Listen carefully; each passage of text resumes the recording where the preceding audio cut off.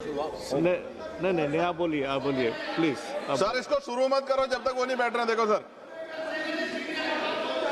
अब आप बोलिएगा प्लीज। इसको सर 20 सेकंड ज्यादा होगी, इसको आप संभाल लेना।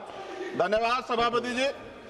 मैं वित्त विधेयक 2026 सिर्फ आंकड़ों का मामला नहीं है, बल्कि ये सवाल है कि देश की अर्थव्यवस्था आखिर किसके लिए काम कर रही है, आम जनता के लिए, कुछ खास लोगों के लिए। महोदय, मैं इस विधेयक से सहमत नहीं, क्योंकि इसकी प्राथमिकता देश की असली जरूरतों से मेल नहीं खाती।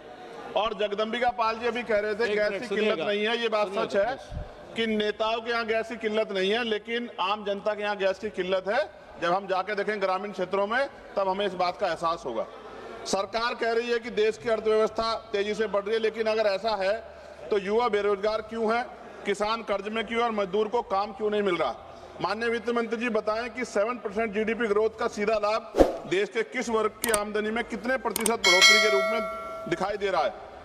टैक्स व्यवस्था से बोझ किस पर और राहत किसको। सरकार कहती है कि टैक्स सिस्टम आसान किया गया है, लेकिन सच्चाई यह है कि ज्यादा बोझ उसी पर पड़ता है जो अपनी कमाई रोजमर्रा के खर्चों में लगाता है। टैक्स का मकसद सिर्फ पैसा जुटाना नहीं, बल्कि लोगों को राहत भी देना भी होता है। सरकार कहती है कि विदेश नीति मजबूत है, लेकिन क्या इससे महंगाई कम हुई, क्या इससे ऊर्जा सस्ती हुई, क्या पेट्रोल डीजल सस्ता हुआ। अगर हम सस्ता तेल खरीद रहे हैं तो उसका फायदा जनता को कम मिलेगा। महोदय, रुपया केवल एक मुद्रा नहीं, ये देश की आर्थिक ताकत और आत्मविश्वास का प्रतीक है। आज स्थिति यह है कि लगातार डॉलर के मुकाबले रुपया कमजोर हो रहा है, जिसके कारण पेट्रोल डीजल गैस सब महंगा हो रहा है। माननीय वित्त मंत्री जी बताएं कि रुपए की गिरावट को रोकने के लिए वित्त विधेयक 2026 में कौन से ठोस कदम उठाए गए हैं। क्या कोई स्पष्ट रोड मैप है जिससे रुपया स्थिर और मजबूत हो सके। महोदय, महंगाई पर आंकड़ों में राहत, लेकिन घर के बजट में दबाव है। सरकार कहती है कि महंगाई नियंत्रण में है, जबकि मौसमी के जनवरी 2026 के आधिकारिक सीपीआई डेटा के अनुसार खुदरा मुद्रास्फीति 2.75% और खाद्य मुद्रास्फीति 2.13% रही।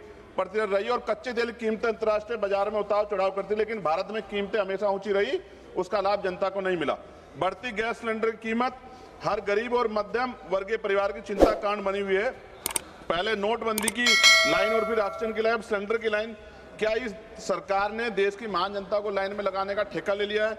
आज पिछले कुछ दिनों से बेमौसम बारिश हो रही, जिसकी वजह से किसान की फसल खराब हो रही है। माननीय वित्त मंत्री बताएं कि बेमौसम बारिश से प्रभावित किसानों को समयबद्ध और पर्याप्त मुआवजा देने के लिए इस वित्तीय विधेयक में क्या ठोस व्यवस्था की गई है।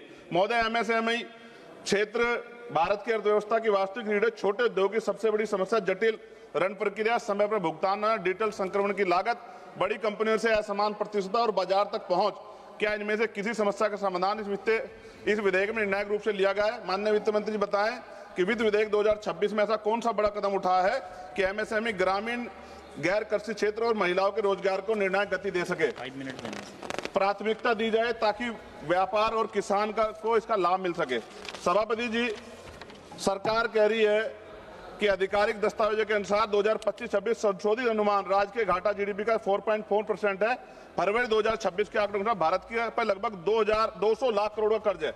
माननीय वित्त मंत्री बताएं कि ये कर्ज किसके लिए है और उस पर ब्याज का बोझ कितना है। ये कर्ज देश के विकास के कितने काम आ रहा है और उससे उत्पन्न लाभ समाज के किन वर्गों को मिल रहा है। नगीना लोकसभा में माननीय वित्त मंत्री जी बताएं इस वित्तीय विधेयक के नगीना क्षेत्र की सड़क और बुनियादी ढांचे के लिए क्या विशेष प्रावधान किए गए हैं। मैं मांग करता हूं कि नगीना क्षेत्र में राष्ट्रीय राजमार्ग नेटवर्क से प्रभावी रूप से जोड़ा जाए। विशेष रूप से नगीना, बिजनौर और मेरठ कॉरिडोर को प्राथमिकता दी जाए ताकि उद्योग और व्यापार पर किसानों को सीधा लाभ मिल सके। युवाओं के भविष्य के लिए नगीना में एक स्किल डेवलपमेंट सेंटर और उच्च शिक्षा संस्थान की स्थापना की जाए ताकि रोजगार के अवसर बढ़ सके। और विशेषकर उत्तर प्रदेश के नौजवानों के लिए रोजगार देने के लिए इस विशेष बजटीय क्या प्रावधान किए गए बताएं।